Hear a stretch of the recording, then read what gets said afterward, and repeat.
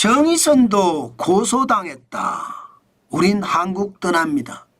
정의선은요, 현대자동차의 회장이 정의선입니다.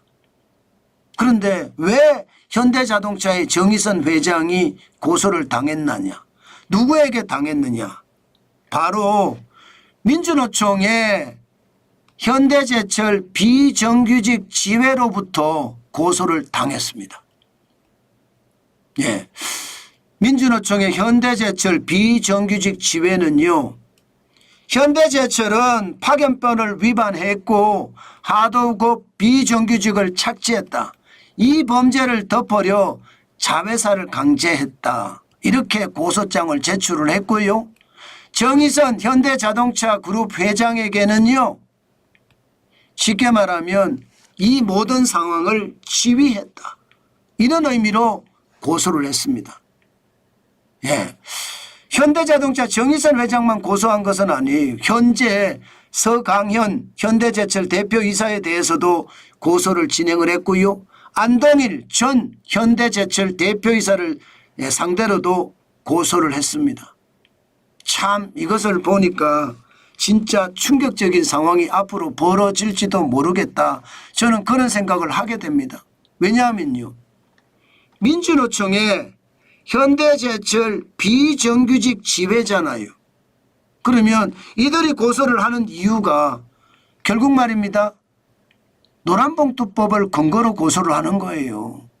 노란봉투법은 노조법 2조 3조 개정안을 노란봉투법이라고 하는데, 이 노란봉투법이 가관이 아닙니다.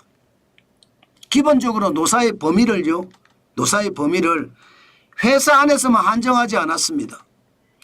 회사 밖으로까지 환정을 했어요. 1차 협력업체, 2차 협력업체, 3차 협력업체. 협력업체들하고도요, 지금 노사협상을 해야 되는 실정이 됐습니다.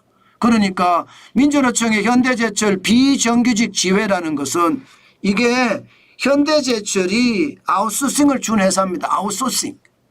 쉽게 말하면 화역에 대해서 아웃소싱, 환경에 대해서 아웃소싱, 뭐 이렇게 아웃소싱을 준 회사들이 지금 현대제철을 상대로 정의선 회장을 상대로 고소를 했다는 이야기예요.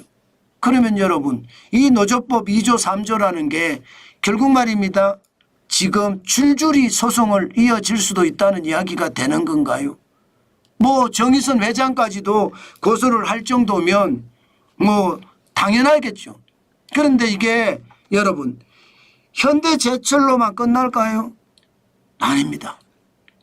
노조법 2조 3조 개정안은 앞으로 6개월 후에 시행이 되겠지만, 이게 여러분 삼성전자 이재용 회장도 저는 당연히 고소당할 수 있다고 생각해요. 또 말입니다, 경찰의 수사를 받고 잘못하면 또 감옥에 갇히는 그런 일들이 벌어지지 않을까, 저는 그런 생각도 합니다. 실제 말입니다, 지금 비정규직 노조들, 특히 말하면 1차 협력업체나 2차 협력업체 노조들 지금 벌써 난리예요. 예를 들어 말입니다, 네이버 산하 6개 노조도 지금 보시는 것처럼 본사가 네이버 산하 6개 자회사에 대해서 경영권과 임금 복지 수준을 실정적으로 결정해 놨다. 그렇기 때문에 직접 교섭에 나서라 이렇게 주장을 하고 있습니다. 그러니까 벌써 시작이 된 거죠. 여기도. 여기에다가 현재 임금단체 협상을 하고 있는 지금 대기업들도 진통이 예상이 됩니다.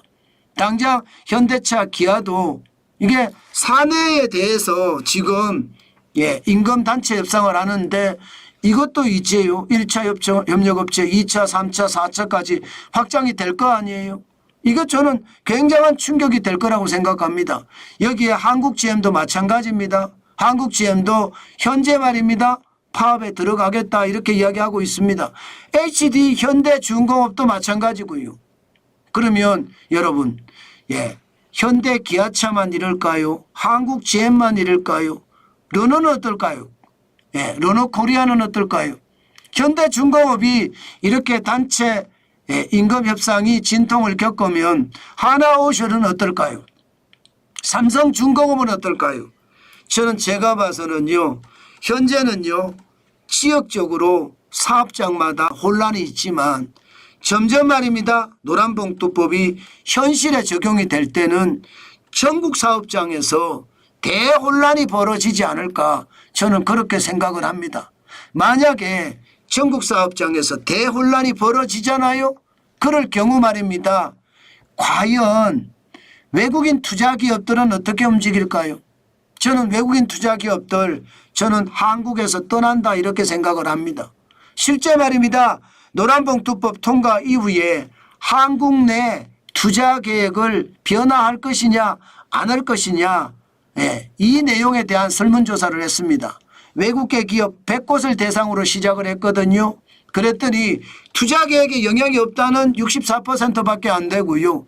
투자 축소를 고려한다. 한국 지사 철수까지도 고려한다가 36%까지 늘었습니다. 장난 아니죠. 결국 말입니다. 10개 외투기업 중에 4개는 한국을 철수할 수 있다. 이런 얘기가 되는 건가요? 저는 가능한 이야기라고 생각을 합니다. 그만큼 말입니다. 지금 노란봉투법은 시장에 굉장히 충격을 주고요. 앞으로도 더 큰 충격을 줄 가능성 굉장히 많습니다. 오죽했으면 여러분 유럽 상공회의소가 노란봉투법이 통과가 되면 우리는 철수할 수도 있다 이런 표현을 썼고요. 주한 미국 상공회의소도 노란봉투법에 대한 우려감을 나타냈습니다. 그런 것을 생각을 하면 결국 노란봉투법은 시장 전체를 뒤흔들고 시장에 큰 충격을 가져다 준다 저는 그렇게 생각을 합니다. 그만큼 충격이 된다는 뜻입니다. 여러분 노란봉투법은요 현재 지역 사업장에서만 파업을 한다 고소를 한다 하지만 이게 시행되는 6개월 후에는요 전국 사업장에서 1차 협력업체, 2차 협력업체, 3차 협력업체, 4차 협력업체 협력업체들이 동시에 말입니다. 본사 나서라 하면서 파업하고 또 본사가 불법 행위를 했다 하고 고소를 하면 전국은 어떻게 될까요? 대혼란에 빠질 겁니다. 저는 이거 엄청난 충격을 몰고 올 수도 있다고 생각합니다. 그만큼 말입니다.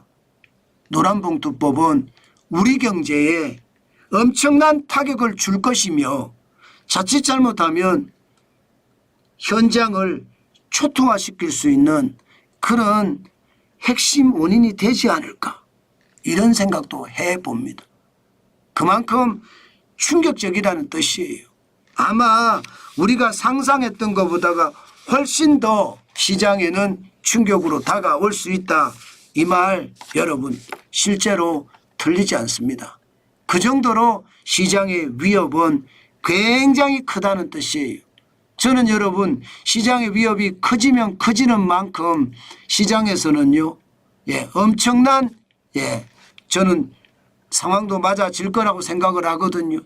지금처럼 말입니다. 그만큼 충격적인 요소가 되면 야 이거 진짜 만만치 않겠다. 그 생각도 저는 진짜 많이 해봅니다.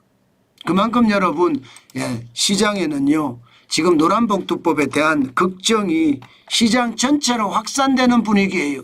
그 정도로 심각한 상황이 된다 이 이야기입니다.